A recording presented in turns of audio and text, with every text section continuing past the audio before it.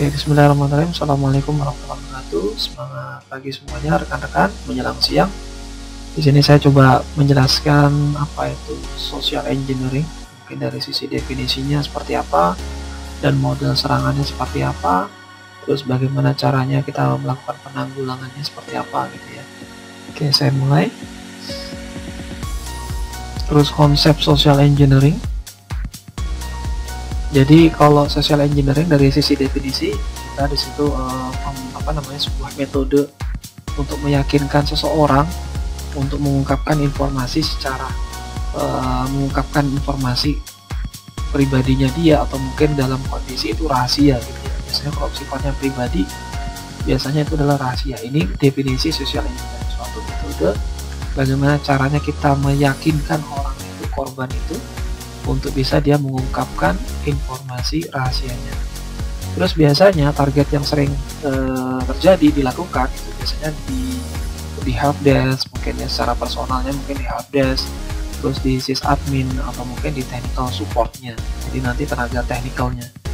Terus di situ biasanya kalau di social engineer-nya gitu ya, biasanya mengandalkan gitu ya fakta-fakta bahwa biasanya orang itu kecenderungan tidak peduli gitu ya, tidak peduli atau tidak menyadari akan pentingnya nilai suatu informasi mereka, dan biasanya tidak tidak dilakukan perlindungan gitu ya dengan kondisi yang benar, biasanya seperti itu. Jadi mereka tidak tahu pentingnya suatu informasi, sebuah data gitu ya. Jadi yang itu yang menyebabkan di situ sangat mudah gitu ya sebagai seorang hacker mendapatkan informasi atau meyakinkan si korban itu. Terus dampaknya dari serangan social engineering itu misalnya di suatu perusahaan, termasuk misalnya kehilangan atau kerugian di sisi finansialnya, terus nanti di sisi kehilangan privasinya, terus nanti di situ lebih berpotensi ke arah teroris, terus nanti di situ akan merusak atau mungkin suatu kepercayaan atau niat baik gitu ya.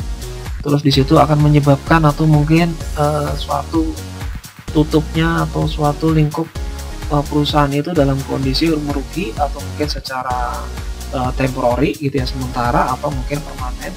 Dan begitu juga nanti ada kecenderungan gitu ya berpotensi ke sisi atau ke tuntutan hukumnya gitu ya, model tuntutan hukumnya seperti apa. Ini kalau definisi social engineering. Terus bagaimana sih perilaku rentan gitu ya terhadap serangan gitu ya. Nah, ini biasanya kita mempercaya sifat manusia. Jadi kita mempercayai, oh nih sifat manusia seperti ini gitu ya. Terus dari ketidaktahuan bagaimana model serangan social engineering, atau mungkin takut tidak memenuhi apa permintaan dari seorang engineer-nya itu gitu ya, pelakunya gitu ya.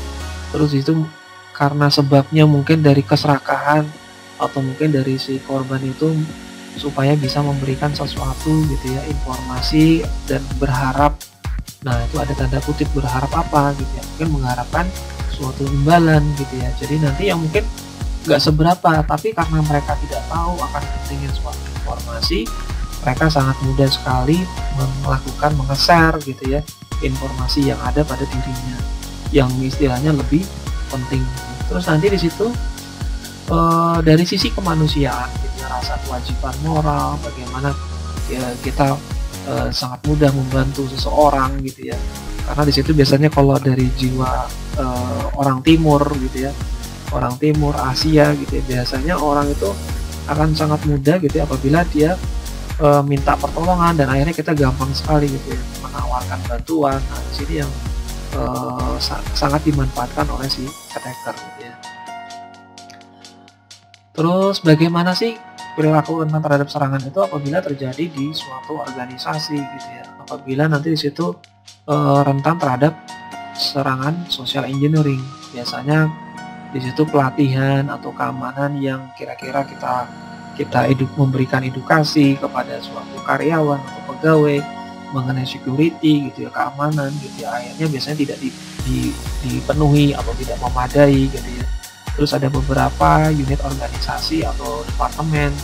Jadi organisasi di departemen itu kan banyak sekali gitu ya. Jadi ada beberapa, misalnya ada fakultas ilmu di prodinya banyak sekali gitu ya. Dan itu akhirnya kita harus memberikan edukasi secara merata gitu ya.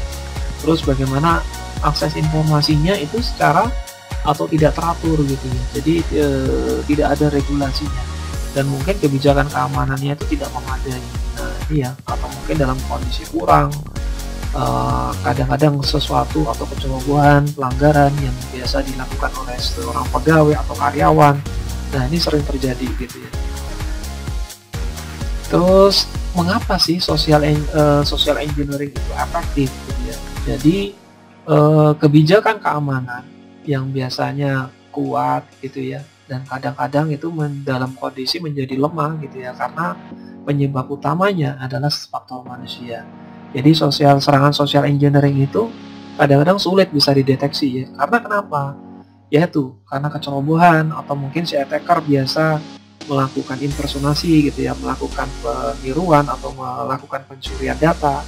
Nah ini yang mungkin susah untuk kita melakukan pendeteksian, karena walaupun di situ teknologinya tinggi, tapi kalau misalnya tidak dibarengi dengan sisi faktor manusia, maka agak susah gitu ya. Makanya di sini keamanan 100% tidak akan bisa kita ciptakan gitu ya, karena tidak akan mungkin, karena yaitu faktor manusianya. Terus tidak ada perangkat keras atau software yang didesain atau dirancang untuk melindungi gitu ya, atau dari berbagai macam serangan social engineering. Nah di sini ada berbagai macam social engineering berbasis manusia, terus ada berbasis komputer, ada dan berbasis mobile gitu. Nanti di kelas teori bisa saya jelaskan lebih detail, tapi kalau yang berbasis manusia ada beberapa metodenya. Di antaranya ada impersonasi yang kemarin pas waktu ujian tes keluar itu ya. Terus ada eavesdropping, terus ada solder surfing, ada dumpster diving, ada reverse social engineering, ada BG-pegging dan tailgating gitu ya. Nanti saya akan jelaskan di slide berikutnya. Terus di social engineering ini, di sini karena tidak adanya patch bagi orang bodoh gitu ya. Jadi manusia bodoh ini tidak ada patchnya gitu ya. Tapi kalau memang dia perlu ada semacam training yang secara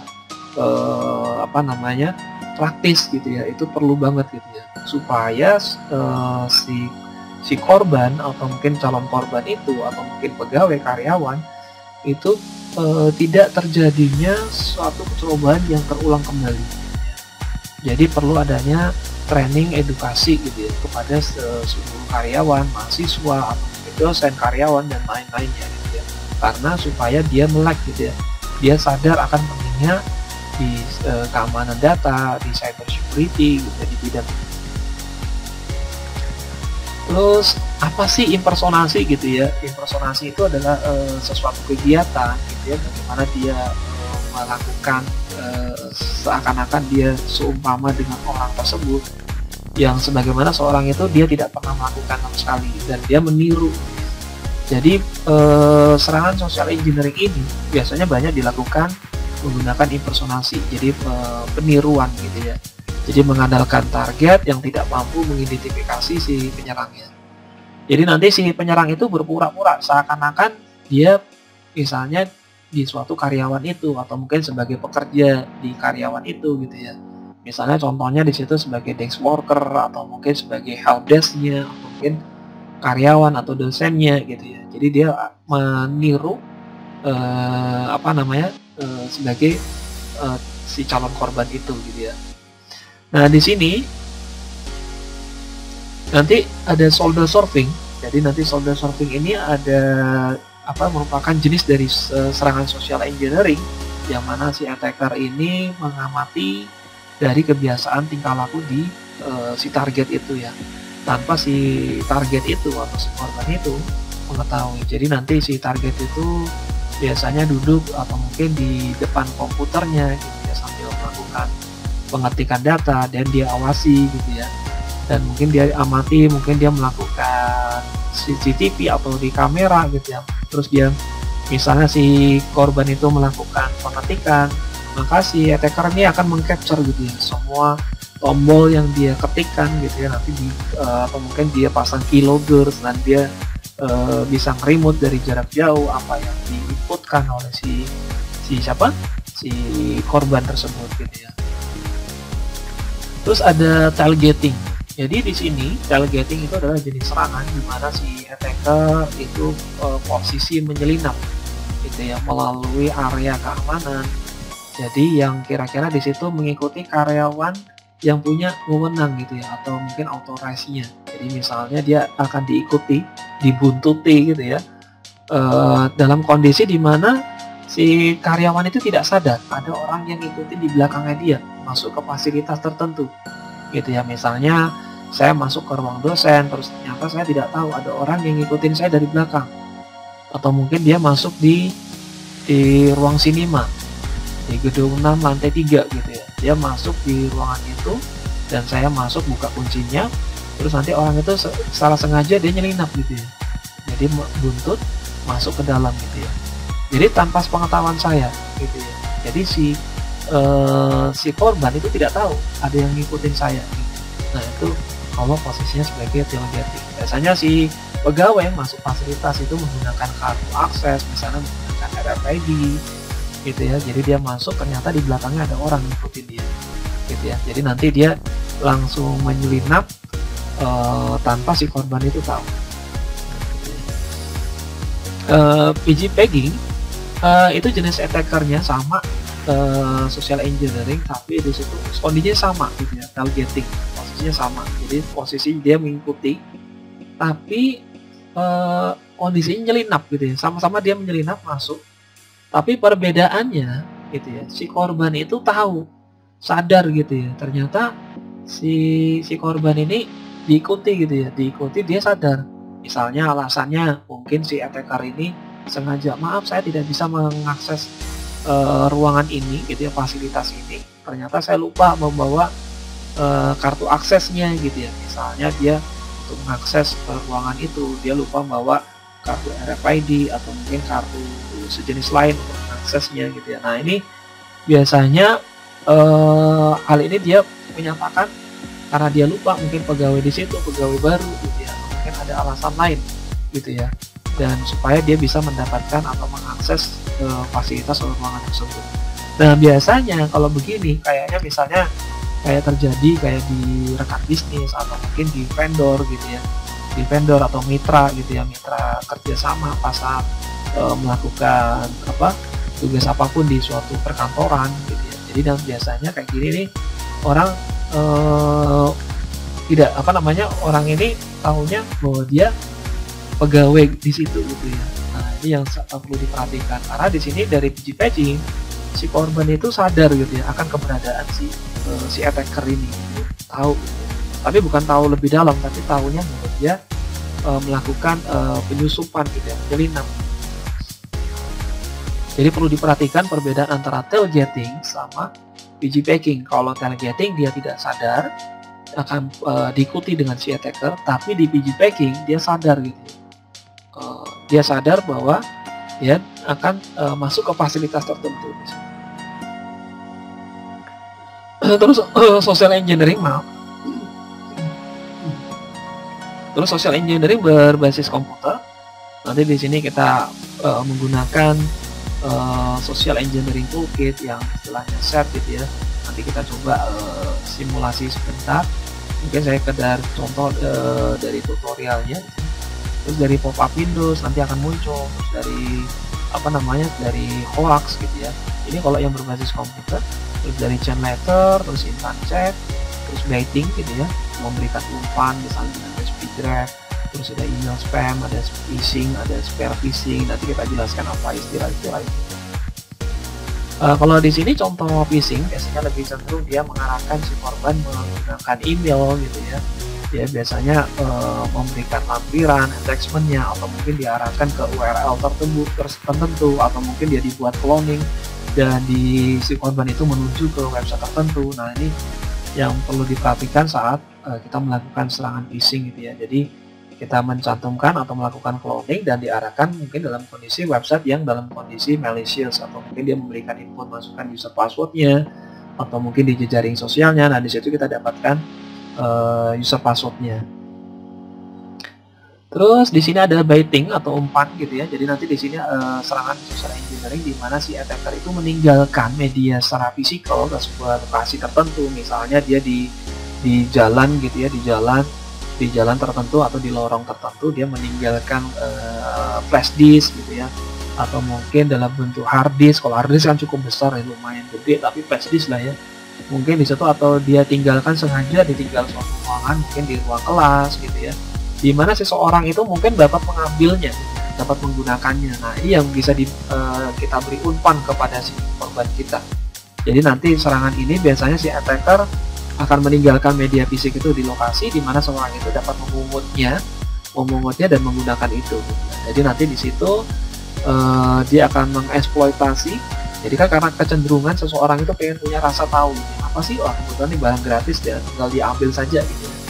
Nah, akhirnya di situ dia akan memanfaatkan flash disk tersebut atau mungkin hard disk eksternal tersebut yang akan ditancapkan di komputernya gitu ya, dan otomatis dia akan mengaktifkan gitu ya. Jadi dari flash disk itu akan mengaktifkan autorannya dan langsung dia menginstal aplikasi tersebut di sistem tersebut, dan akhirnya si korban tidak sadar apa yang terjadi di sistemnya gitu ya, dan akhirnya bisa kita remote gitu ya apa yang ada di sisi korbannya gitu. Ini kalau di betting, istilah betting. Terus ada jenis phishing, terus ada SMSing. Jadi si kegiatan phishing ini biasanya menggunakan atau melalui di pesan teks ya, jadi atau istilah SMS, dan di mana kejadian seperti ini biasanya diabaikan dan daripada dibandingkan menggunakan email. Kalau phishing, kalau di bawahnya phishing, jadi phishing ini melalui telepon atau mungkin VoIP gitu ya, voice over IP gitu ya, terus atau mungkin dengan menggunakan media komunikasi voice yang dibuat untuk bisa meyakinkan atau memberi kepercayaan dibandingkan dia menggunakan SMS. Jadi kalau biasanya kan kalau ada operator menghubungi Anda dan Anda menanyakan dia mau memberikan wawancara ke Anda gitu ya, biasanya kan kadang-kadang kita langsung bisa mengungkapkan apa aja informasi yang ada, walaupun di situ kita tidak kenal lebih jauh gitu ya, apapun yang informasi yang kita jadi kita sadar bahwa di situ kita percaya banget dengan apa yang atau mungkin orang yang baru kita kenal gitu ya. Terus ada istilah farming gitu ya. Farming itu adalah phishing yang kira-kira di situ pengguna gitu ya membujuk si pengguna tersebut jadi supaya dia menggunakan situs web yang palsu gitu ya. Mungkin di situ si korban berinteraksi dengan websitenya yang kira-kira di situ dia menyediakan informasi apapun di situ, dan mungkin nggak sengaja dia mengklik gitu ya, atau memberikan atau memasukkan user dan passwordnya gitu ya. Nah, ini contoh kalau farming. Terus ada spear phishing. Jadi kalau spear phishing ini biasanya phishingnya itu dilakukan di target yang kira-kira lebih spesifik ke arah individu atau mungkin ke grup gitu ya. Sedangkan kalau di Walling itu adalah spear phishing yang kira-kira targetnya biasanya orang-orang tertentu, biasanya orang-orang yang kaya atau mungkin di situ orang yang punya kekuatan atau misalnya punya kuasa gitu ya, punya kekuasaan, atau mungkin dia individu yang levelnya sudah punya penjabatan atau mungkin eksekutif yang tingkatnya lebih tinggi. Nah, di situ kalau untuk yang Walling. Nah, kalau misalnya Anda lihat dari sini, maka si attacker dia sengaja memberikan email dalam bentuk phishing yang diarahkan ke si korban, dan si korban dengan sengaja dia akan membuka, atau mungkin kalau misalnya bisa terfilter di dalam spam sih nggak masalah gitu ya, kalau ada email-email yang tidak jelas. Dan biasanya nanti di email itu dia akan memberikan link tertentu gitu ya, dia akan menawarkan kira-kira dari suatu produk tertentu yang mungkin dia mendapatkan undian gitu ya, terus nanti dia bisa memasukkan atau bisa melakukan pembayaran gitu ya di website yang kira-kira sudah dalam bentuk cloning, dan dia mencantumkan alamat emailnya dan passwordnya di PayPal-nya. Nah, ini di sini yang akhirnya cloning di website ini akhirnya bisa diambil alih sama si attacker, bisa mendapatkan user password yang bisa digunakan untuk di alamat PayPal yang resmi. Nah, di sinilah mesinnya dia dapat dilakukan dihack gitu ya, dari user dan password. Nah, di sini ada beberapa jenis tambahan dari social engineering, bagaimana kita melalui jejaring sosial gitu ya. Maka di sini kita melakukan pencurian data dari situs jejaring sosial. Jadi jangan sampai kita mengumbar gitu ya informasi detail kita gitu ya di jejaring sosial, mungkin di Facebook atau mungkin di Instagram atau mungkin dan yang lain gitu ya, atau mungkin di Twitter. Nah, kebocoran data itu secara tidak sengaja gitu, dilakukan oleh suatu karyawan atau pegawai. Jadi dia memposting data yang sensitif di jejaring sosialnya dia. Dia merasa bahwa statusnya harus disampaikan di publik gitu ya, agar dia lebih terkenal gitu ya. Akhirnya di situ semua informasi yang bisa kita dapatkan dari seorang attacker dan kita manfaatkan apabila misalnya kita melakukan phishing atau mungkin semua tindakan kejahatan yang modelnya adalah social engineering. Dan di situ nanti serangan bisa kita targetkan gitu ya menggunakan informasi yang tersedia yang ada di situs sosial di jaring sosialnya dia. Nah, di situ ada beberapa jaringan yang kira-kira rentan gitu ya, mungkin dalam segi bugs-nya atau mungkin dalam kecacatannya dalam situs mungkin di jaring sosialnya dia. Mungkin kita buat cloningnya dan di situ nanti si user akan bisa memasuki user dan password Facebooknya gitu ya, user password Facebooknya. Nanti di situ kita bisa mengambil alih gitu ya, mengambil alih Facebooknya mereka ya, si korban kita. Nah, ini contoh kalau kita melakukan social engineering gitu ya, serangan sosial di jejaring sosial. Nah, ada juga yang modelnya adalah serangan orang dalam.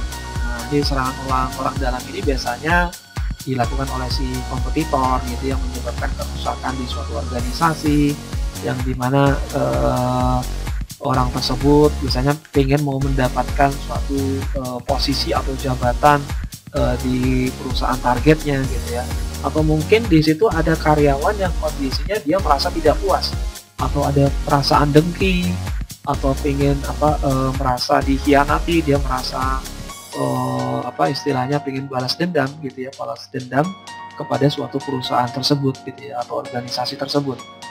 Maka di situ nanti ada juga yang kira-kira serangan dalam ini yang mungkin sangat mudah gitu ya, sangat mudah diluncurkan gitu ya, sangat mudah dijalankan gitu ya dia. Tapi kita sulit juga untuk mencegahnya. Karena kenapa? Kita tidak tahu siapa sih serangan orang dalam. Biasanya kalau orang munafik itu kan susah ya, kita mengetahui siapa sih pelakunya gitu ya. Mungkin kesannya sih orangnya biasa-biasa saja, ternyata di situ dia sebagai attacker gitu ya, merusak suatu perusahaan tersebut.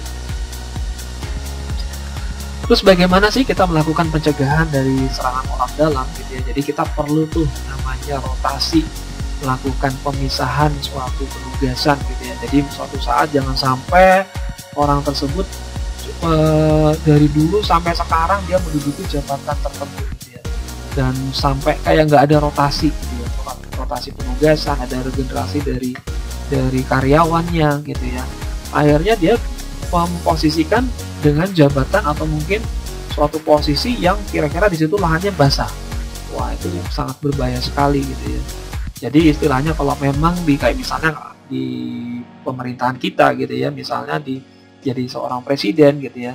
Nah, kalau di presiden ini kan sekarang 2 periode gitu ya. Mungkin satu periodenya 5 tahun, dikasih kesempatan dia bisa menjabat lagi, maka dikasih satu periode lagi. Jadi selama 5 tahun. Jadi setelah itu dia tidak bisa menjabat lagi menjadi seorang presiden. Dan mungkin dia akan diregenerasikan ke orang lain gitu ya. Jadi seperti itu. Jadi aturannya untuk regenerasi atau berlanjutannya dalam suatu manajemen dari suatu perusahaan, maka perlu adanya suatu rotasi atau perputaran atau pemisahan di dalam penugasan. Terus di situ ada logging, ada auditing gitu ya. Jadi supaya tidak ada suatu pelanggaran dalam menjabat suatu perusahaan gitu ya. Jadi ada proses auditingnya, mau dari sisi internal, jadi ada proses auditing dari sisi eksternal. Terus nanti di situ ada privilege atau hak istimewa yang kira-kira dibatasi. Jangan sampai dia memberikan sesuatu hak istimewa secara full. Jadi istilahnya perlu ada pembatas-pembatasan. Mungkin dari sisi tamu, atau mungkin dari suatu user, karyawan biasa, atau pegawai, atau mungkin bagian departemen apa gitu, atau mungkin di suatu pemimpinan gitu ya, pemimpinan di departemen apa. Nah, itu perlu ada pembatasan-pembatasan tertentu di situ dari sisi privilege-nya. Terus dari kebijakan hukum yang kira-kira perlu memadai. Jadi jangan sampai kebijakannya terlalu berpihak kepada orang yang di atas gitu ya, mungkin ada suatu keseimbangan gitu ya. Jadi ada kebijakan yang kira-kira kebijakan hukum yang kira-kira perlu memadai, terus ada akses kontrolnya gitu ya. Jangan sampai ada orang yang punya akses yang secara bebas. Terus di situ juga dari sisi data-data yang sifatnya kritikal penting gitu ya, perlu diarsip. Nah, ini bagaimana kita melakukan pencegahan dari serangan orang dalam. Terus pencurian identitas. Nah, di sini ya, ini pencurian identitas ini sangat berbahaya sekali, apalagi nanti di situ kejahatannya nanti di mana seseorang itu dia mencuri informasi yang kira-kira identitas seseorang yang akan digunakan oleh orang lain gitu ya. Jadi nanti identitas itu akan disalahgunakan. Jadi dari pencurian itu misalnya dia menggunakan kayak sebagai nomor jaminan sosialnya gitu ya. Mungkin dari sisi nomor SIM-nya atau mungkin sebagai nomor kartu kreditnya. Nah, ini biasanya si attacker ini biasanya menggunakan identitas si korbannya dari pencurian itu sebagai peniruan atau impersonasi dari suatu pegawai, tujuannya untuk bisa mengakses suatu informasi yang sensitif di organisasi tertentu. Jadi misalnya dia ingin mengakses suatu bangunan atau mungkin di suatu gedung kantor gitu ya, atau mungkin di lembaga tertentu yang mungkin sangat yang berhubungan dengan BUMN atau mungkin yang sangat vital perusahaannya. Dan di situ dia memanfaatkan impersonasi dari pencurian data si suatu karyawan itu, dan si attacker dia bisa mengakses gitu ya di suatu perusahaan itu dengan adanya pencurian data si korban. Ini cukup berbahaya sekali. Terus di sini bagaimana sih caranya kita melakukan penanggulangan dari serangan social engineering ini?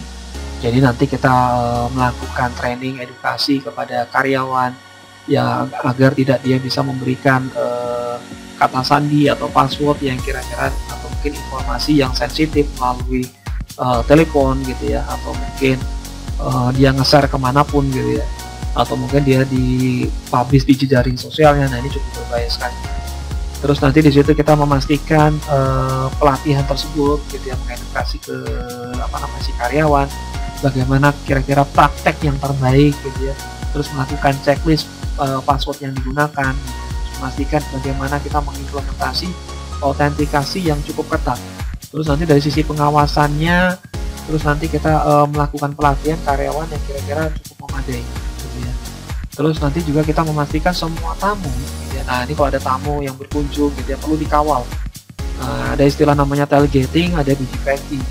Nah, ini perlu diperhatikan. Jadi kalau tamu ada bertamu, misalnya tamu ke kampus gitu ya, atau mungkin rekan Anda, mungkin rekan satu kos, atau mungkin karena kebetulan kampusnya berbeda dan dia masuk ke akses ke kampus kita. Nah, ini cukup berbahaya gitu ya.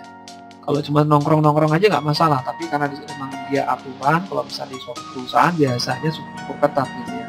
Maka perlu dikawal dia mau kemana gitu ya. Dulu pernah kayak misalnya dalam bentuk misalnya Gojek gitu ya, ingin mau membawa makanan gitu ya ke suatu ruangan tertentu atau fasilitas tertentu. Nah, ini cukup berbahaya gitu ya, karena perlu ada yang dikawal gitu ya. Jadi tamu yang berada di lokasi tertentu, di fasilitas tertentu suatu perusahaan atau di suatu kampus itu perlu dikawal. Terus juga memastikan bahwa misalnya di ruangan email gitu ya, mail servernya gitu ya, itu atau mungkin di ruang server atau mungkin di jaringan PABX-nya gitu ya, mungkin di jaringan teleponnya gitu ya, itu harus dimonitoring di suatu setiap saat gitu ya, dimonitoring, dikunci gitu ya, diatur dimonitoring setiap saat. Terus juga kita melakukan proses inventarisasi gitu ya. Jadi kita melakukan updating di inventarisasi untuk semua kebutuhan peralatan komunikasi. Jadi jangan sampai inventaris kantor yang harusnya digunakan oleh karyawan itu dibawa pulang atau mungkin istilahnya dimanfaatkan jadi barang pribadi gitu ya. Jangan sampai seperti itu, karena semua inventaris kantor ya tetap kalau misalnya Anda sudah lepas jabatannya atau mungkin Anda tidak menjabat lagi, maka harus dikembalikan ke perusahaan tersebut. Jadi seperti itu. Terus Bagaimana kita melakukan penanggulangannya, yaitu kita memberikan suatu kebijakan kata sandi yang baik gitu ya. Terus kita memberikan kebijakan keamanan fisik yang baik. Terus kita juga melatih karyawan atau pegawai kepada semua pegawai gitu ya, dengan secara tepat gitu ya. Terus mengakses hak asasnya gitu ya, itu sesuai dengan karyawannya atau pegawainya, misalnya sebagai admin, sebagai user, sebagai tamu, itu perlu diperhatikan privilege-nya. Terus juga memberi waktu respon gitu setiap beberapa insiden gitu ya, beberapa insiden tertentu kita perlu harus memadai waktunya, misalnya terjadi pemadaman listrik atau mungkin ada beberapa serangan lain. Nah, itu perlu ada waktu respon tertentu gitu ya. Misalnya kayak dulu pernah waktu saya kerja di perusahaan telekomunikasi, maka di situ kalau misalnya terjadi pemadaman listrik apapun di situ, misalnya itu harus solving selama 4 jam. Kalau misalnya lebih dari 4 jam, maka harus dibuat berita acaranya gitu ya, atau mungkin dilakukan pemecatan di karyawan tersebut atau pegawai tersebut. Apapun resikonya, maka di situ dia harus bisa menyelesaikan solving selama 4 jam. Nah, begitu juga nanti kalau setiap insiden apapun di situ nanti perlu ada waktu kira-kira berapa lama sih untuk menyelesaikan masalah tersebut. Terus juga butuh waktu panduan operasional yang kira-kira di situ kita membatasi akses yang kira-kira ke sumber daya atau mungkin informasi yang sensitif bagi pengguna yang kira-kira dia punya wewenang. Walaupun dia sudah punya wewenang, tapi dia perlu dibatasi aksesnya, jangan sampai diberikan full akses gitu. Terus kita mengklasifikasi dari sistem untuk informasinya gitu ya. Jadi kita klasifikasi bagaimana sistem itu pentingnya atau tidak gitu ya. Apa ini suatu kerahasiaan dari suatu perusahaan, jadi tidak perlu disebarluaskan gitu ya. Terus kita melakukan cek latar belakang atau mungkin bagi pegawai-pegawai yang istilahnya pendekatannya kebetulan pegawai tersebut sudah pensiun gitu ya, atau mungkin kondisinya sudah dipecat atau mungkin dalam kondisi sudah berhenti gitu ya, maka perlu di recheck gitu ya, kira-kira di sini pegawai ini punya potensi nggak dia gitu ya. Kita kan tidak tahu apa dia mungkin salah satu mungkin serangan orang dalam, atau mungkin di situ dia perlu kita waspadai gitu ya, jadi semua pegawai. Terus selanjutnya terus juga kita menggunakan gitu ya beberapa layer multiple yang cukup banyak, beberapa lapisan gitu ya, mungkin dari antivirusnya, pertahanan antivirus, atau mungkin dari anti phishingnya di semua perangkat gateway-nya gitu ya, dari semua perangkat gateway. Terus kita juga menggunakan autentikasi 2 faktor, mungkin yang semuanya pelayanannya di suatu jaringan itu resikonya cukup tinggi, jadi kita punya autentikasi nggak cuma 1 pintu aja, cuma 1 vektor, tapi 2 vektor. Terus itu pastikan bahwa proses manajemen perubahan itu semua perlu didokumentasikan dengan baik. Jadi nanti ada perubahan atau kebijakan manajemen di situ, maka kita perlu dokumentasikan. Jadi ada juga toolbar, mungkin kita bisa mencangkup mungkin dari anti phishing gitu ya, mungkin anti phishing itu mungkin dengan menggunakan beberapa tools yang tersedia, misalnya menggunakan Netcraft atau Phishtank. Jadi nanti kita membuat pen testing gitu ya, kira-kira di sini kira-kira di sistem kita terjadi nggak model serangan seperti itu gitu ya. Terus selanjutnya kita juga memastikan semua dokumen yang berisi informasi yang kira-kira cukup penting gitu ya, atau pribadi, itu jangan sampai disebarluaskan, dan kita perlu mengamankannya. Terus kita perlu menjauhkan nama atau daftar kira-kira sasaran dari marketing gitu ya. Terus juga kita selalu mengkosongkan gitu ya kotak suara kita di mailbox kita gitu ya, untuk kira-kira bisa memelihara dari sisi keamanannya. Terus memverifikasi setiap permintaan atau dari informasi pribadi. Terus nanti kita melakukan peninjauan semua laporan yang kira-kira di situ semua laporan keluar masuk dari kartu kredit kita gitu ya. Jangan sampai nanti kartu kredit kita punya tagihan kira-kira ternyata kita tidak tahu. Tagihan itu keluarannya yang cukup besar, biaya yang cukup besar, dan disitu kita tidak tahu apa tagihan yang pernah kita lakukan. Nah, siapa tahu di situ kita dilakukan impersonasi dari si attacker. Terus juga kita juga jangan sampai memberikan informasi pribadi melalui telepon.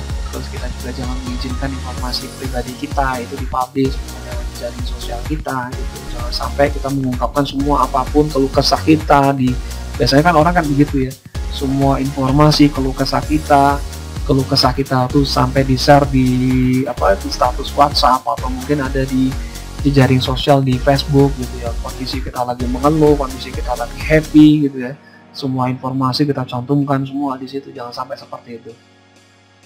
Terus jangan sampai kita menampilkan semua kontak gitu ya, semua kontak kita gitu ya, atau mungkin nomor akun kita, nomor akun yang kira-kira tidak penting gitu ya. Jangan sampai kita munculkan semua yang ada di jaring sosial atau mungkin di secara publik. Terus di lab ini nanti di situ tersedia dengan kita melakukan deteksi phishing, kita menggunakan toolsnya Netcraft. Terus di situ ada juga menggunakan Phishtank. Terus nanti kita di sini kita waktu saat pelatihan kami menggunakan proses sniffing Facebook yang credential menggunakan SET gitu ya, SAT, jadi Social Engineering Toolkits. Terus nanti di sini kita credential pengguna, melakukan phishing menggunakan credential pengguna, di situ menggunakan SpeedPhish, framework SPF. Jadi pas waktu kami di pelatihan kami biasanya menggunakannya. Tapi nanti untuk penugasan saya tidak mewajibkan Anda untuk membuat video tutorial, tapi nanti saya lebih arahkan ke responsif gitu ya. Oke, mungkin dari mind mapnya, dari kesimpulannya bagaimana kita melakukan penanggulangan dari serangan social engineering. Oke, secara privasi jangan sampai kita publish semua identitas pribadi kita melakukan login, jadi semua aktivitas kita akan terpantau gitu ya, termonitoring. Terus di sini ada security physical gitu ya, mungkin kita mengamankan secara fisik kita, jangan sampai kita mungkin di flash disk atau mungkin di hard disk kita. Terus nanti di perangkat mobile kita perlu kita amankan. Terus kita juga mengamankan sumber yang kira-kira yang sensitif gitu, data-data informasi mungkin dari suatu pribadi atau mungkin dari suatu perusahaan kita perlu amankan. Terus kita juga melakukan rotasi penugasan, jangan sampai dia berada di posisi tertentu yang cukup lama gitu ya, perlu ada rotasi. Jadi ya, perusahaan itu ada proses manajemen perubahannya cukup besar. Kalau misalnya di situ tidak terjadi regenerasi, maka di situ perusahaan itu akan bisa jadi kacau balau gitu. Karena kalau misalnya di suatu pimpinan itu pemimpin itu misalnya tidak akan berlangsung lama hidupnya gitu ya, maka nanti regenerasinya susah gitu ya untuk bisa mengambil alih gitu ya, sebagai seorang pemimpin. Terus di situ juga aksesnya terkendali gitu ya, semuanya perlu dibatasi hak istimewanya gitu ya. Dari sisi privilege-nya jangan sampai dia memiliki privilege penuh gitu ya, dia bisa mengatur apapun, jangan sampai seperti itu. Terus memiliki kebijakan yang sangat kuat, dan perlu juga kita melakukan autentikasi biometrik, jangan sampai kita cuma sekedar menggunakan autentikasi dalam bentuk RFID, mungkin barcode atau mungkin media yang lain gitu ya. Jadi nanti di situ kita menggunakan biometrik, di situ misalnya kita menggunakan fingerprint, menggunakan sidik jari, atau menggunakan iris mata, atau di situ menggunakan face recognition, kita pengenalan wajah gitu ya, atau mungkin di situ menggunakan jenis autentikasi biometrik yang lain, atau telapak tangan gitu ya. Banyak sekali contoh-contoh autentikasi biometrik. Terus di sini kita juga perlu sadar bagaimana kita mencegah serangan gitu ya dari social engineering. Kita melakukan training dari sisi karyawan, memberikan edukasi, kita melakukan audit setiap saat atau mungkin setiap minggu, setiap bulannya, atau mungkin per semester gitu ya. Auditnya mungkin dari sisi internal atau mungkin dari sisi eksternal gitu ya, biar lebih akuntabel gitu ya, jadi lebih percaya di perusahaan tersebut, lebih terpercaya, apalagi nanti perusahaan itu bersifat go public gitu ya. Oke, terima kasih. Mungkin saya cuma sedikit menambahkan penjelasan mungkin dari sisi praktikumnya.